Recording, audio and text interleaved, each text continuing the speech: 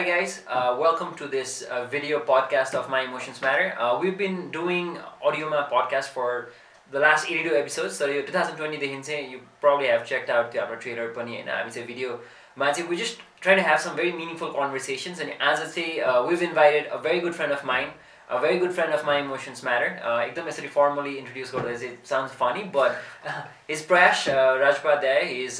director of Jobs Dynamics. Alikati, a little bit about yourself for people who don't know you already. I'm sure a lot of them do, but I'm sure a lot of them do not as well. म आफूले introduce गर्नुपर्दा चाहिँ मलाई especially I love exploring about people's behavior.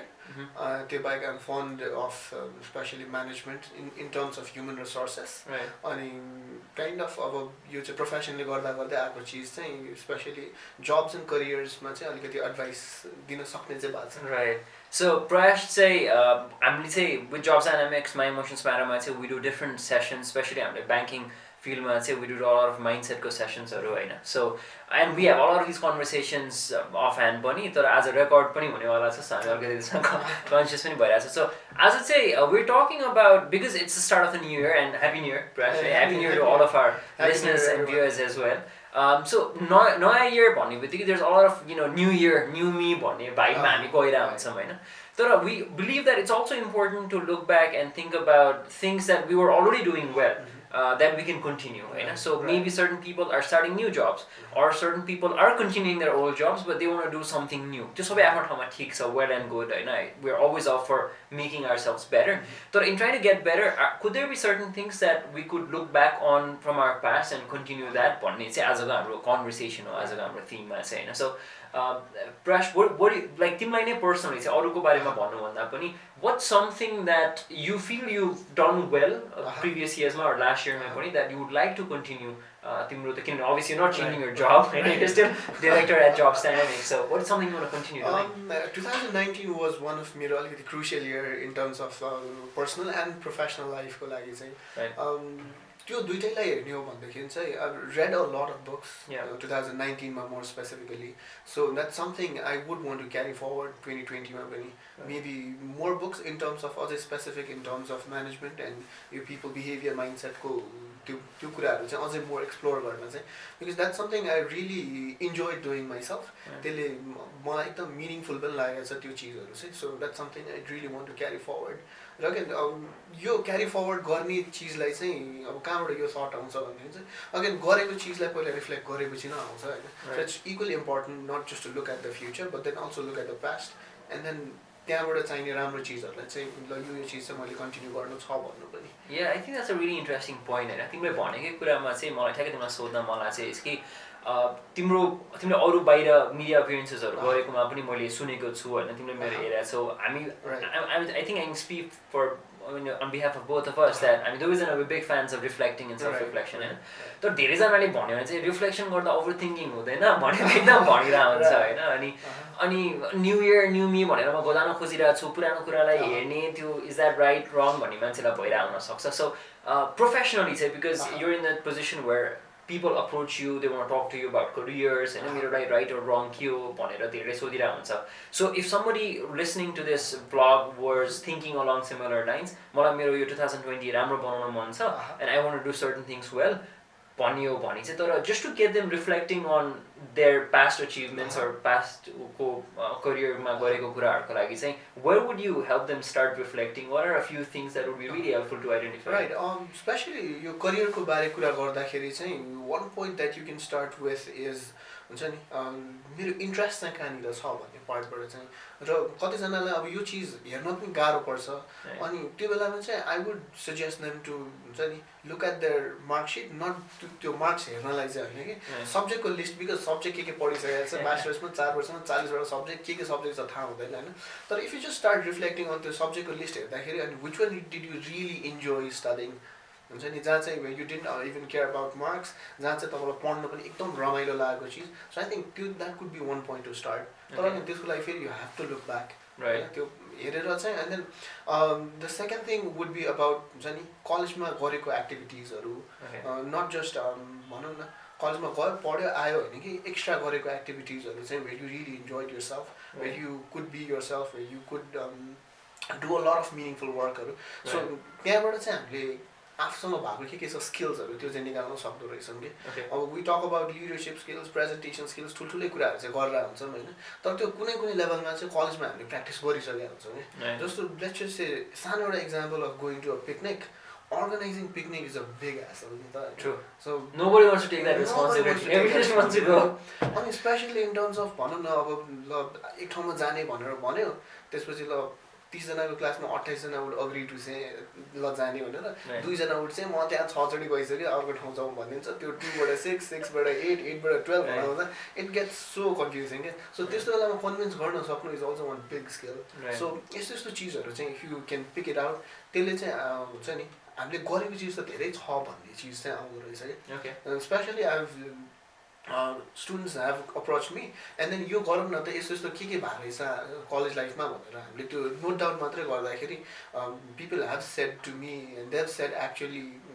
मैले गरे त धेरै रहेछु नि त त्यो रियलाइजेसन चाहिँ भएको थियो ओके मेरो लागि एउटा ठुलो take away from whatever you shared is हामी जस्तो नयाँ इयर न्यू बिगिनिङ भनेर एकदम ठुल्ठुलो कुरा हेरेर आउँछौँ होइन but maybe the foundation or the building blocks we've already started working on them but यसमा रिफ्लेक्ट नगर्दाखेरि चाहिँ एउटा जुन स्टेबल बेस जुनमा हामी बिल्ड गर्न सक्छौँ आई थिङ्क त्यसको अवेरनेस नहुँदाखेरि चाहिँ हामीलाई चाहिँ मेबी हाम्रो आफ्नै सेल्फ कन्फिडेन्स पनि लो हुनसक्छ होला होइन तर these are things that I'm already doing so let's add on top of that भन्ने थट प्रोसेसमा जाँदा चाहिँ हेल्पफुल हुनसक्छ जस्तो लाग्यो and that's again where reflection comes in होइन with my emotions matter as well we are always trying to bring out the idea of reflection पनि भइरहेको हुन्छ but let's now tweak it a bit हाम्रो कन्भर्सेसनलाई चाहिँ let's look into if somebody starting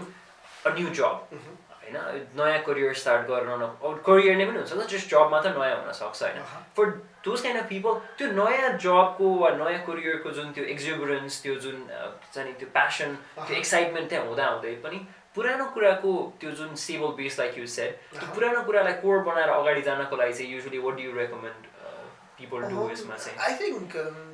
बुझ्ने हो भनेदेखि चाहिँ अब इभन इफ करियरमा एकदम प्याराडाइम सिफ्ट नै गरिरहेछ कसैले भने पनि दे समथिङ ओभरल्याप हुने एरियाजहरू चाहिँ हुँदो रहेछ क्या त्यो ओभरल्यापिङ एरियाजलाई चाहिँ हामीले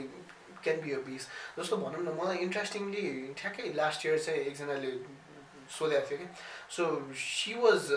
टिचिङ फिल्डमा हुनुहुन्थ्यो उहाँ चाहिँ होइन प्राइमेरी लेभललाई पढाइरहनु भएको थियो now she wants to go into a marketing field रहेछ सो एक्सपिरियन्सको नाममा मेरो त टिचिङ मात्रै छ अब मलाई मार्केटिङ उसमा चाहिँ एकदम इन्ट्रेस्टेड छ अब के गर्ने भन्दाखेरि चाहिँ अब टिचिङमा गरेको चिज र मार्केटिङमा गरेको चिज अहिले साउन्ड्स प्रब्लली हुन्छ नि कनेक्ट कसरी गर्ने भन्ने चिज तर if you just look at it हुन्छ नि you're always dealing with people नै हो टिचिङमा पनि होइन यो ह्यान्डलिङ द क्लास यो ह्यान्डलिङ अरू पेरेन्ट्सहरूसँगको कुराहरू होइन सो त्यो relationship with people building relationship with people that's मार्केटिङमा एकदम चाहिने चिज so can if you can just look back हामीले गरेकै चिजहरूमा त्यो ओभरल्याप कहाँनिर हुनसक्छ भनेर र त्यो चिजमा हामीले त्यसलाई फाउन्डेसन बनाएर ग्रो गराउने हो भनेदेखि I think that would make sense again अब त्यो मैले भनेको चिज मात्रै हुनसक्छ there might be lot of other insights to it तर that could be one point to start off with okay so मैले अगेन ग्यादर गरेको तिमीले भनेको कुराबाट चाहिँ कि I've been on a certain path, so म यहाँबाट चाहिँ के सिकेर अगाडि लान सक्छु र यो just finding that connection between what you've already done and what you're still doing मा चाहिँ so completely म पुरानो मेरो चाहिँ म यसलाई पुरै त्यो एकदमै हुन्छ नि लेट गो गरेर नयाँ गर्छु भन्दा पनि त्यो गर्न आफैमा गाह्रो पनि छ होइन सो एउटा स्टेबल एउटा बेस राखेर चाहिँ what worked for me त्यसमा एड गरेर अगाडि जान चाहिँ हेल्पफुल हुनसक्छ जस्तो मलाई चाहिँ लाग्यो अनि यसमा त्यो हाम्रो एउटा स्टिभ जब्सले पनि भनेको चिज छ नि त्यो स्ट्यान्डफोर्ड कमेन्समेन्ट स्पिचमा you can only connect the dots by looking backwards so can त्यो ब्याकवर्ड्स हेरेर त्यो डटहरू कनेक्ट गर्ने हो भनेदेखि आई थिङ्क त्यसपछि बल्ल एउटा ठुलो पिक्चर छ एउटा मिनिङफुल पिक्चर छ जस्तो लाग्छ राइट सो यही लाइन्समा चाहिँ मलाई भन्न मन लाग्यो to our listeners is so on January 11th we have this self-science decade review. So Prayas Rajopadhyaya, you can only connect the dots looking backwards. So now we decade review backwards. So what we are doing is what sort of a person were we when we started 2010 ma, or 2020 ma, how have we transformed? About 2030 सम्म how do we envision growing as a person? Right. So like the interesting theme we're doing self-science. That's on January 11th 2020 from 12 to 4. So if you're interested to know more about that, please message us. We'll be happy to share more details with you यो लाइन्समा चाहिँ it's just something where हाम्रो कुरा त सुन्यो तर कहिले काहीँ सेसनमै आएर एउटा फेसिलिटेटेड सेसनमा बस्नुको आफ्नो एउटा ब्युटी पनि हुन्छ त्यो सेन्समा चाहिँ होइन बट प्रयाससँग चाहिँ एज अलवेज हाम्रो conversations are usually like hour long होइन अब 10 मिनट्स मात्रै भएको भएर चाहिँ we try to keep it very short and we hopeful कि प्रयाससँग फ्युचर कन्भर्सेसन्स पनि हुन्छ या सो आजको कन्भर्सेसनबाट चाहिँ तिम्रो एउटा टेक अवे चाहिँ के भयो त although it was very brief I think यो यसमा चाहिँ त्यो the courage to be disliked त्यसकै लाइन मैले बरो गर्नुपर्छ right that's a book by the way त्यसमा एउटा भन्छ नि त्यो we're not defined by our past events but by the meaning that we give to them भनेर चाहिँ so I think it's important that we look and then give meaning to it so त्यो चिज चाहिँ I think whatever हामीले अहिले जति कुरा गर्यौँ त्यो एउटा थट चाहिँ आइरहेको थियो कि मलाई चाहिँ so हामीले के जे मिनिङ दिन्छौँ that's how we determine our past and I think that is a very crucial thing that we should be doing right and you can only do that looking backwards but the meaning you give when you look backwards I think that's up to you right so यही लाइन्समा चाहिँ if you have like certain questions or if you want to share something would encourage you to comment अनि maybe specifically प्रयाससँग नै related केही question छ भने पनि please comment so that we can forward it to Prayas as well होइन अनि प्रयासले जुन सुरुमा भनेको लर्निङ्सहरूको कुरा थियो I highly encourage you follow him उसको इन्स्टाग्राम ह्यान्डल इज आई प्रयास है अनि किनभने उसले 2019को लर्निङ्स भनेर चाहिँ एकदमै इन्ट्रेस्टिङ वेबाट सेयर गरेको थियो and you also write occasionally boardconsultants.com भनेर है so that's something that you might want to watch out for as well